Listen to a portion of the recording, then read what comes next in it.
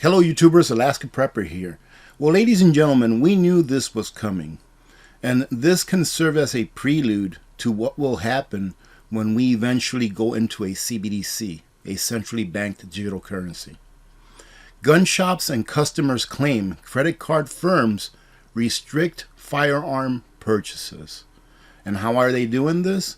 I'm not sure if a few months back you remember me putting out a video about credit cards entering a specific code for firearm purchases, and when that code is triggered, the credit card companies can now decide to decline that purchase because they know that something that is associated with firearms, be it ammunition, be it a part for a firearm or something like that, is being purchased with a credit card.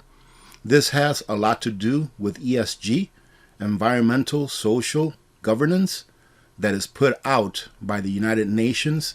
And of course, their end goal is that Americans, in this case, can no longer purchase firearms and or any parts or anything that has to do with firearms. In my opinion, this will never work. The United States of America, thank goodness, is the most heavily armed country in the world, and that is why we still see a semblance of freedom left when compared to other nations. And stand by, ladies and gentlemen, because after I cover this, I'm going to show you just how hypocritical our government is about firearms. Gun rights advocates warn that a new change to the credit card industry to add a firearm and ammunition-specific merchant category code, or an MCC as they call it, for gun stores wasn't about tracking guns necessarily, but could lead to the denial of lawful firearms purchases by law-abiding citizens. This is not about tracking firearms. This is about denying the purchasing of firearms and any peripherals to firearms, meaning ammunition, firearm parts, etc. All right, ladies and gentlemen, because anyone that thinks that the government doesn't already know what you own, what you purchased, when you purchased, I believe is in denial. They know all of this. Is it lawful? Absolutely not. It's not lawful. There is no such thing as a gun registry in the United States of America that's lawful. So in my opinion, I'm not a legal scholar, but in my opinion, any registry that does exist within the federal government is maybe legal by edict, but not lawful by the law of the land. In September, Visa, MasterCard, and American Express all said they would adopt the MCC code to categorize sales at gun shops. Months later, several social media posts of alleged gun stores and customers claimed they experienced card issues, meaning that their cards were not approving the purchasing of those firearms and or firearm related purchases. Let me just show you a couple of the tweets I believe that they put out. I'm not sure if you can see this right here, but this was a sale for $913.70. Transaction declined. Charge declined. Restricted card. Customer bank does not allow this card to be used at this type of a merchant. Now, ladies and gentlemen, I have been talking about this for a while now, and I will continue to talk about it because this will be the end of freedom, and I believe that it is coming. It is inevitable. This is a prelude, like I originally stated in the beginning of the video, of what is to be once we have a CBDC. If a credit card company can stop you from purchasing something that you want, that is lawful to purchase in this country, what do you think the government will do once we have a CBDC and they eliminate cash? It's easy to get around this now because if you want to purchase something in this category, you can just go get cash and do it.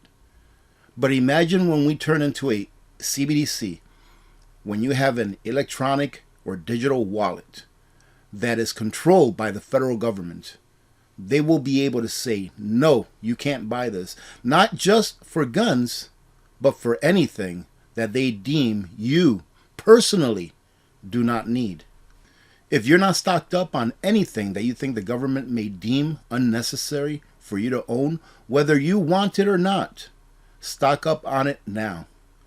Because this is going to come to a city near you, and I believe in a hurry. Remember that by July of next year, of 2023, we are supposed to be introducing this CBDC into the general public. And those words come from the president right now. That is why I champion states that have governors that have the guts to say no to these companies and to say, get out of my state. And that, ladies and gentlemen, is how we can beat this. We can beat it in one of two ways, or in two ways. Governors that say, no, get out of my state. We don't want your ESG crap here. And also talking with our dollars. However, that second one, that's not an easy one to do. Look at these credit cards that they're talking about. Almost everyone needs a credit card nowadays. If you want to rent a car, you need a credit card. Even if you have cash, you need a credit card. If you want to rent a hotel room, you need a credit card. Even if you have cash, you need a credit card. If you want to get an airline ticket, you need a credit card. Almost everyone needs a credit card nowadays. So they've gone ahead and put us in a little pen that now they're trying to control us within that pen with this credit card stuff. Remember when I tell you that you shouldn't really blame corporations?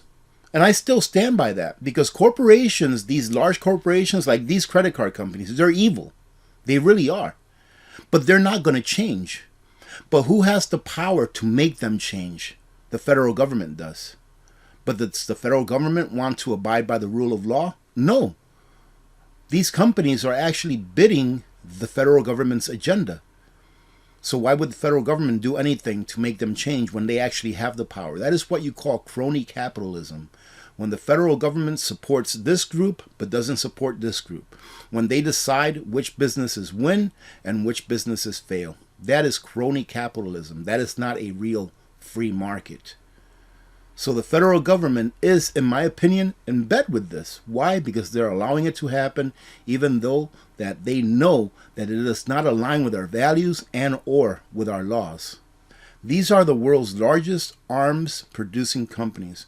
For a federal government that wants to take firearms and safety related items where people can keep themselves safe, we in the United States, and I mean as far as corporations that are in bed with the government, 5 of the top arms producing companies in the world are from here in the United States. So here, while the government is trying to take the guns away from the people, they allow these companies to build arms and munitions that they use to send to other countries, to arm other countries, in order to defend themselves, they say. Well, what do people purchase firearms for here in the United States? For many reasons. For hunting, for sports shooting, for self-defense. How many criminals do you know of? How many criminals have been busted that actually purchased their firearms legally? I'm sure that some have. But most don't purchase them legally. Why? Because if you have a criminal background, you cannot purchase a firearm legally in the United States of America. So what they're doing is that they're trying to get the guns out of the hands of law-abiding citizens. So we all know by now what happened with that prisoner exchange. I don't remember the girl's name, Gaynor or something like that. I don't care. All right? But here it says, Putin says he's open to more prisoner swaps with the U.S. And I'm like, of course he is. Putin is not an idiot. Of course he is. Why would I, let's say that I was a coach of a little league baseball team, why would I not want to trade one of my little league players with a major league player? Right? Same thing with Putin. He is trading a prisoner, and I won't even go into the specifics of why she was in jail and all that kind of stuff. He is trading a prisoner that is absolutely no risk or no concern to his country with a prisoner that he's getting back that is considered a mass murderer, that is considered someone who's been trading arms. So the United States here is trying to restrict us from purchasing arms, whilst giving away a prisoner that has been convicted, rightfully so, of selling arms to countries and individuals that have caused the deaths of many Americans. for the past several years, if not decades. So we in turn give away a prisoner that has caused the death of many Americans for the last couple decades or so by selling arms to countries that maybe were our enemies on the battlefield for a basketball player, while leaving a person that is still in jail in Russia who actually served this nation to supposedly, right? Because the military, in my opinion, they no longer are used to protect our rights, to defend our liberties. That's what they're supposed to be used for, but that's not what they're used for. And if you can't agree to that, then you really need to do a little bit of research, right? So we trade someone that is, in my opinion, right? This is all my opinion, by the way, a mass murderer through his actions to someone that plays basketball. And then we leave the person that actually served our country, that actually was there to defend our rights, in jail. I was going to say it makes no sense, but it makes perfect sense. The Pentagon is concerned that Victor Bout could return to arms trafficking. Really? Maybe they should have been a little more concerned before they agreed to doing this swap.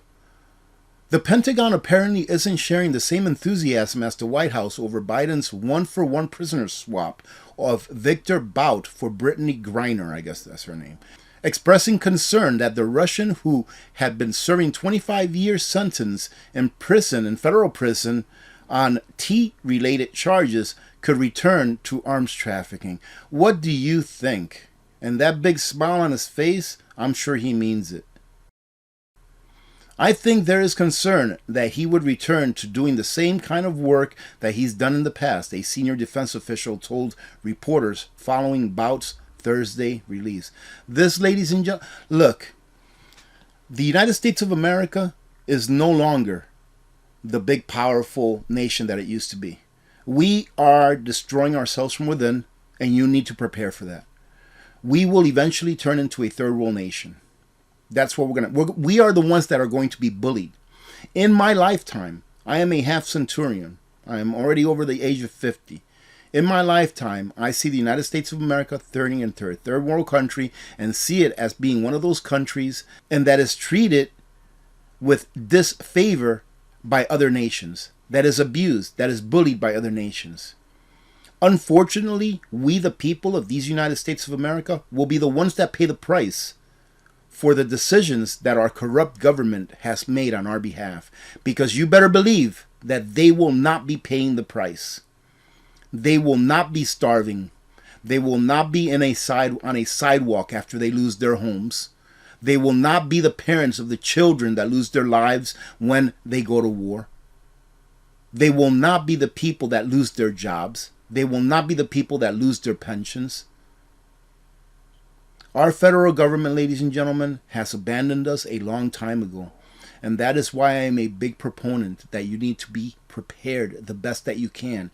Because we are going to go into a time where it's going to be very dark. This dark winter that's been talked about for the last 2 or 3 years, in my opinion, it's not a winter. It's not this winter. It's not last winter. It's many winters to come. It's the next decade that will be a dark winter. It doesn't matter what time of the year it is. It will be a dark winter. Some would say that we are just reaping what we've sown. Maybe so. But I do understand that our federal government has forsaken us, and they use edict by making things legal that are not lawful to their behalf in order to take over this great nation and destroy it from within. Yes, I'm very passionate about this because I want to leave a better country to my children than the one that I see now. However, before we get there, I believe that there will be a lot of suffering and heartache, and that is why we must prepare. Having said that, I think I have another couple of videos to put out today. Another video on climate change lockdowns. We knew this was coming as well, but we'll go ahead and cover that on a different video, not to make this one too long. And I do have a review video. I'll probably put the review video up right after this one. A couple hours after this one is still uploading. And it's a great review video of something that every single family in this country ought to have. Having said that, we will talk to you later on. I hope that you're having a great weekend. And let me remind you all that we will not be having a live stream tomorrow on Sunday. I might put out a short video if I find something that is worth talking about really early in the morning like now, because it's only, about 4:30 in the morning right now. Other than that, we'll be celebrating little Miss Alaska Prepper's birthday, and I hope that you have a great day. So we'll talk to you later on today.